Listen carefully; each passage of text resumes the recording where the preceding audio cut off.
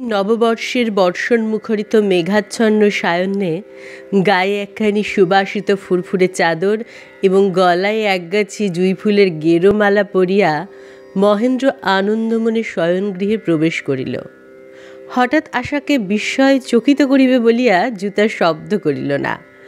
ঘরে উকি দিয়া দেখিল, পূব দিকের খোলা জালনা দিয়া প্রবল বাতাস বৃষ্টির ছাট লইয়া ঘরের মধ্যে প্রবেশ করিতেছে। বাতাসে দীপ নিভিয়া গেছে এবং আশা বিছানার উপর পড়িয়া অব্যক্ত কণ্ঠে কাঁদিতেছে। মহেন্দ্র দ্রুতপদে কাছে আসিয়া জিজ্ঞেস করিল, কি হইয়াছে? বালিকা দ্বিগুণ আবেগে কাঁদিয়া উঠিল।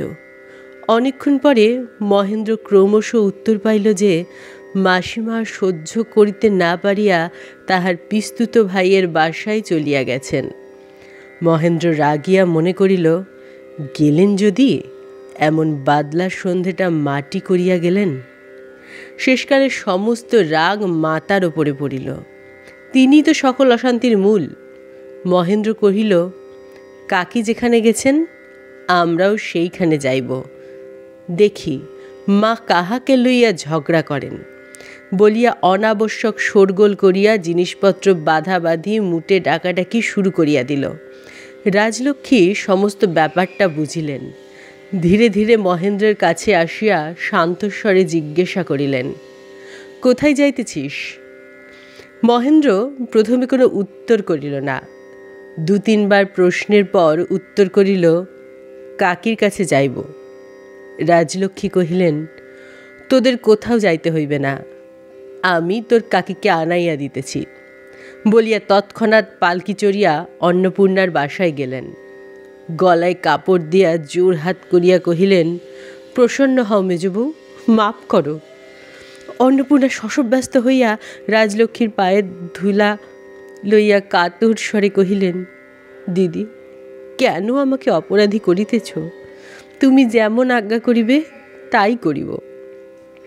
রাজলক্ষ্মী কহিলেন, তুমি চলিয়া আসিয়াছ বলিয়া আমার ছেলে বউ ঘর ছাড়িয়া আসিতেছে। বলিতে বলিতে অভিমানে ক্রোধে ধিক্কারে তিনি কাঁদিয়া ফেলিলেন। দুই যা বাড়ি ফিরিয়া আসিলেন। তখনও বৃষ্টি পড়িতেছে।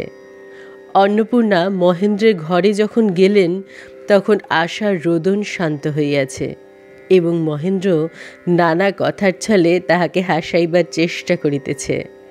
লক্ষণ দেখিয়া বোধ হয় বাদলা সন্ধ্যেটা সম্পূর্ণ ব্যর্থ না যাইতেও পারে। অন্নপূর্ণা কহিলেন, চুনি, তুই আমাকে ঘরেও থাকতে দিবি না, অন্য কোথাও গেলেও সঙ্গে লাগবি, আমার কি কোথাও শান্তি নাই? আশা অকস্মাৎ বৃদ্ধ মৃগীর মতো চকিত হইয়া উঠিল। মহেন্দ্র একান্ত বিরক্ত হইয়া কহিল, কেন কাকি, চুনি তোমার কি করিয়াছে? অন্নপূর্ণা কহিলেন, বউ মানুষের এত বেহায়াপনা দেখিতে পারি না বলিয়াই চলিয়া গিয়াছিলাম, আবার শাশুড়িকে কাঁদাইয়া কেন আমাকে ধরিয়া আনালি পোড়ামুখী? জীবনের কবিত্ব অধ্যায়ে মা খুড়ি যে এমন বিঘ্ন তাহা মহেন্দ্র জানিত না। পরদিন রাজলক্ষ্মী বিহারীকে ডাকিয়া কহিলেন, বাছা, তুমি একবার মহিনকে বলো অনেক দিন দেশে যায় নাই, আমি বারাসাতে যাইতে চাই। বিহারী কহিল, অনেক দিনই যখন যান নাই তখন আর নাইবা গেলেন। আচ্ছা, আমি মহিনদাকে বলিয়া দেখি, কিন্তু সে যে কিছুতেই রাজি হইবে তা বোধ হয় না। মহেন্দ্র কহিল, তার জন্মস্থান দেখিতে ইচ্ছা হয় বটে, কিন্তু বেশি দিন মার সেখানে না থাকাই ভালো, বর্ষার সময় জায়গাটা ভালো নয়। মহেন্দ্র সহজেই সম্মতি দিল দেখিয়া বিহারী বিরক্ত হইল। কহিল, মা একলা যাইবেন, কি তাহাকে দেখিবে, বউঠানকেও সঙ্গে পাঠাইয়া দাও না বলিয়া একটু হাসিল। বিহারীর গূঢ় ভৎসনায় মহেন্দ্র কুণ্ঠিত হইয়া কহিল, তা বুঝি আর পারি না, কিন্তু কথাটা ইহার অধিক আর অগ্রসর হইল না। এমনি করিয়াই বিহারী আশার চিত্ত বিমুখ করিয়া দেয় এবং আশা তাহার উপর বিরক্ত হইতেছে মনে করিয়া সে যেন এক প্রকার শুষ্ক আমোদ অনুভব করে। বলা বাহুল্য, রাজলক্ষ্মী জন্মস্থান দেখিবার জন্য অত্যন্ত উৎসুক ছিলেন না। গ্রীষ্মে নদী যখন কমিয়া আসে তখন মাঝি যেমন পদে পদে লগি ফেলিয়া দেখে কোথায় কত জল, রাজলক্ষ্মীও তেমনি ভাবান্তরের সময় মাতাপুত্রের সম্পর্কের মধ্যে লগি ফেলিয়া দেখিতেছিলেন। তাহার বারাসাতে যাওয়ার প্রস্তাব যে এত শীঘ্র এত সহজেই তল পাইবে তাহা তিনি আশা করেন নাই।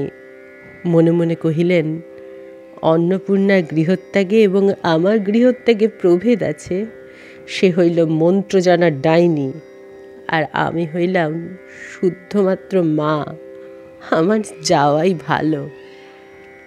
অন্নপূর্ণা ভেতরকার কথাটা বুঝিলেন। তিনি মহেন্দ্রকে বলিলেন, দিদি গেলে আমিও থাকিতে পারিব না।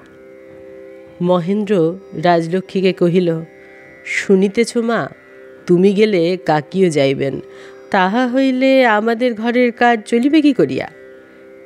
রাজলক্ষ্মী বিদ্বেষ বিষে জর্জরিত হইয়া কহিলেন, তুমি যাইবে মেজবউ? এও কি কখনো হয়? তুমি গেলে চলিবে কি করিয়া? তোমার থাকা চাই। রাজলক্ষ্মী আর বিলম্ব সহিল না। পরদিনই মধ্যাহ্নে তিনি দেশে যাইবার জন্য প্রস্তুত। মহেন্দ্র যে তাহাকে দেশে রাখিয়া আসিবে এ বিষয়ে বিহারীর বা আর কারো কোনো সন্দেহ ছিল না।